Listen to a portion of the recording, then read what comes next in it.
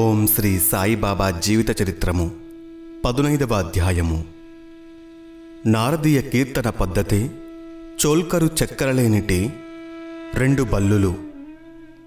6వ అధ్యాయములో షిరిడీలో జరుగు శ్రీరామనవమి ఉత్సవము గూర్చి చెప్పితిమి. ఆ ఉత్సవం ఎట్లు ప్రారంభమయ్యెను, ఆ సమయములో హరిదాసు దెచ్చుట ఎంత కష్టముగా నుండెడిది, తుదకు ఆ పనిని దాసుగణు మహారాజు నిర్వహించునట్లు బాబా శాశ్వతముగా నియమించుట, దానిని ఇప్పటి వరకు దాసుగణు జయప్రదముగా నడుపుటయనునవి. ఈ అధ్యాయములో దాసుగను హరికథలనెట్లు చెప్పువారో వర్ణింపబడును. నారదీయ కీర్తన పద్ధతి. సాధారణముగా మహారాష్ట్ర దేశములో హరిదాసులు హరికథ చెప్పునప్పుడు ఆడంబరమైన నిండు అంగరఖాలు వేసుకొనెదరు. తలపైని పాగాగాని, పేటా కాని, పొడవైన కోటు, లోపల చొక్కా, పైన ఉత్తరీయము, మామూలుగా ధరించడి దోవతిని కట్టుకొనెదరు. ఈ ప్రకారముగా దుస్తులు ధరించి షిరిడీలో హరికథ చెప్పుటకై దాసగణు తయారయ్యెను. బాబా సెలవు పొందుటకై బాబా వద్దకు పోయెను. బాబా అతనితో, ఓ పెండ్లి కొడుకా, ఇంత చక్కగా దుస్తులు వేసుకొని ఎక్కడకు పోవుచున్నావు అనెను. హరికథ చెప్పుటకు పోవుచున్నానని దాసుగను జవాబిచ్చెను. అప్పుడు బాబా ఇట్లనియే, ఈ దుస్తులన్నీ ఎందుకు? కోటు, కండువా, టోపీ మొదలగునవి నా ముందర వెంటనే తీసిపారవేయుము. శరీరము పైనవి వేసుకొనకూడదు. వెంటనే దాసుగను వానినన్నిటినీ తీసి బాబా పాదముల వద్ద నుంచెను. అప్పటినుంచి హరికథ చెప్పునప్పుడు వాణ్ణి దాసుగను ధరించలేదు. నడుము మొదలు తల వరకు ఏమీ వేసుకొనలేదు. చేతిలో చిరుతలు, మెడలో పూలమాల ధరించేవాడు. ఇది తక్కిన హరిదాసులు అవలంబించు పద్ధతికి వ్యతిరేకము. నారద మహర్షి హరికథలు ప్రారంభించినవారు. వారు తలపైని, శరీరముపైని ఏమీ తొడిగేవారు కారు. చేతియందు వీణను ధరించి ఒక చోటు నుంచి ఇంకొక చోటికి హరినామ సంకీర్తన చేయుచూ పోవువారు. చోల్కరు చక్కరలేని తేనీరు. పూనా, అహమ్మదునగర్ జిల్లాలో బాబాను గూర్చి అందరికీ తెలియను. కానీ నానాసాహెబు చాందోర్కరు ఉపన్యాసముల వల్లను, దాసుగను హరికథల వల్లను బాబా పేరు కొంకణ దేశమంతయు ప్రాకెను. నిజముగా దాసుగను తన చక్కని హరికథల వల్ల బాబాను అనేకులకు పరిచయమునర్చెను. హరికథలు వినుటకు వచ్చిన వారికి అనేక రుచులుండును. కొందరు హరిదాసుగారి పాండిత్యమునకు సంతసించెదరు. కొందరికి వారి నటన, కొందరికి వారి పాటలు, కొందరికి హాస్యము, చమత్కారము, సంతసము కలుగజేయును. కథాపూర్వమున దాసుగను సంభాషించు వేదాంత విషయములు వినుటకు కొందరు, అసలు కథలు వినుటకు కొందరు వచ్చెదరు. వచ్చిన వారిలో చాలా కొద్దిమందికి మాత్రమే భగవంతుని యందుగాని, యోగుల యందుగాని ప్రేమ, విశ్వాసములు కలుగును.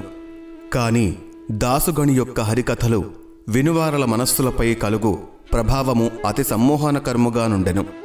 ఇచ్చటనొక ఉదాహరణమునిచ్చెదము. ఠానాలోనున్న కౌపీనేశ్వరాలయములో ఒకనాడు దాసుగను మహారాజు హరికథ చెప్పుచు సాయి మహిమను పాడుచుండెను. కథను వినుటకు వచ్చిన వారిలో చోల్కర్ అనునతడు ఉండెను. అతడు పేదవాడు. ఠానా సివిల్ కోర్టులో గుమస్తాగా పనిచేయుచుండెను. దాసుగను కీర్తన అతి జాగ్రత్తగా వినెను. వాని మనస్సు కరిగెను. వెంటనే అక్కడనే మనస్సునందు బాబాను ధ్యానించి ఇట్లు మ్రొక్కుకొనెను. బాబా, నేను పేదవాడను. నా కుటుంబమునే నేను పోషించుకొనలేకున్నాను. మీ అనుగ్రహము చేత సర్కారు వారి పరీక్షలో ఉత్తీర్ణుడనై ఖాయమైన ఉద్యోగము లభించినచో నేను షిరిడీ వచ్చెదను. మీ పాదములకు సాష్టాంగ నమస్కారము చేసెదను. మీ పేరున కలకండ పంచిపెట్టుదును. వాని అదృష్టముచే చోల్కరు పరీక్షలో పాసయ్యెను. ఖాయమైన ఉద్యోగము దొరికెను. కనుక మ్రొక్కు చెల్లించవలసిన బాధ్యత ఎంత త్వరగా తీర్చినచో అంత బాగుండు అనుకొనెను. చోల్కరు బీదవాడు. వాని కుటుంబము చాలా పెద్దది. కనుక షిరిడి యాత్ర చేయుటకు ఖర్చు పెట్టుకొనలేకుండెను. అందరికీ తెలిసిన లోకోక్తి ప్రకారం ఎవరైనా పర్వత శిఖరమునైన దాటవచ్చు గాని బీదవాడు తన ఇంటి గడపనే దాటలేడు. చోల్కరు కెటులైన శ్రీ సాయి మ్రొక్కును త్వరలో చెల్లించవలెను అని ఆతురత కలిగెను. కావున తన సంసారమునకగు ఖర్చులను తగ్గించి కొంత పైకమును మిగుల్చవలను అని నిశ్చయించుకొనెను.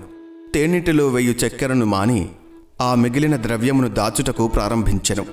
ఈ విధముగా కొంత ద్రవ్యము మిగిల్చిన పిమ్మట షిరిడి వచ్చి బాబా పాదములపై బడెను. ఒక టెంకాయ బాబాకు సమర్పించెను. తాను మ్రొక్కుకున్న ప్రకారము కలకండ పంచిపెట్టాను. బాబాతో తాను సంతసించినట్లు తన కోరికలన్నయూ నానాడు నెరవేరననియూ చెప్పాను. చోల్కరు బాపుసాహెబు జోగు గృహమందు దిగెను. అప్పుడు వీరిరువురు మసీదులో నుండిరి. ఇంటికి పోవుటకై వారు లేచి నిలువగా బాబా జోగును పిలిచి ఇట్లనెను, నీ అతిథికి టీ కప్పులలో విరివిగా చక్కెర వేసి ఇమ్ము.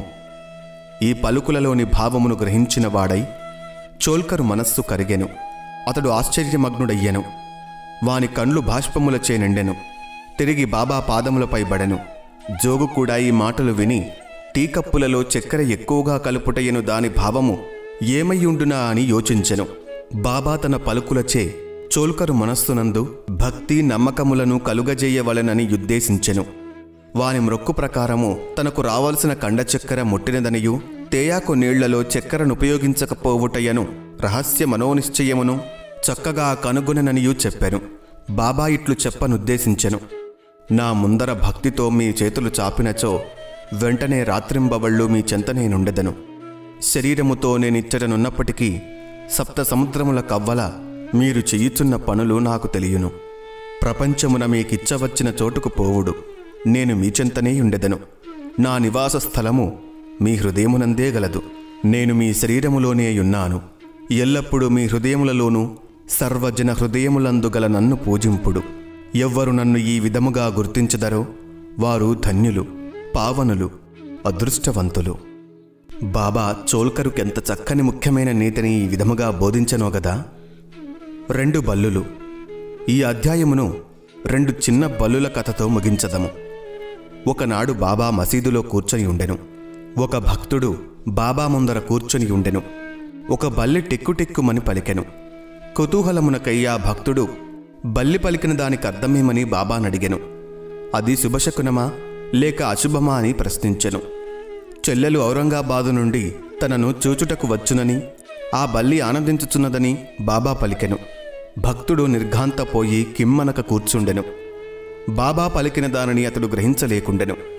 వెంటనే ఔరంగాబాదు నుండి ఎవరో గుర్రముపై సాయిబాబా దర్శనమునకై షిరిడీ వచ్చిరి. అతడింకనూ కొంత దూరము పోవలసి ఉండెను. కాని వాని గుర్రము ఆకలిచే ముందుకు పోలేకుండెను. గుర్రమునకు ఉలవలు కావలసి ఉండెను. తన భుజముపైనున్న సంచిని తీసి ఉలవలు తీసుకొని వచ్చుటకై పోవునప్పుడు దానిలోనున్న ధూళిని విదిలించెను.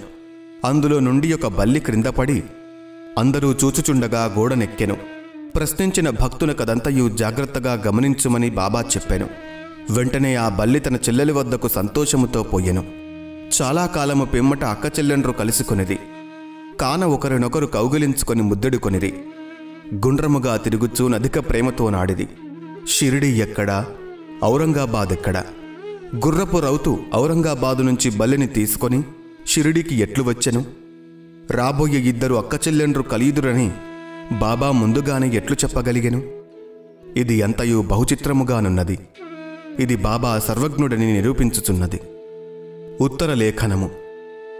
ఎవరైతే ఈ అధ్యాయమును భక్తి శ్రద్ధలతో నిత్యము పారాయణ చేసెదరో వారి కష్టములన్నయ్యూ శ్రీ సాయినాథుని కృపచే తొలగును. ఓం నమో శ్రీ సాయినాథాయ. శాంతి శాంతి శాంతి. 15వ అధ్యాయము సంపూర్ణము. 2వ రోజు పారాయణము సమాప్తము.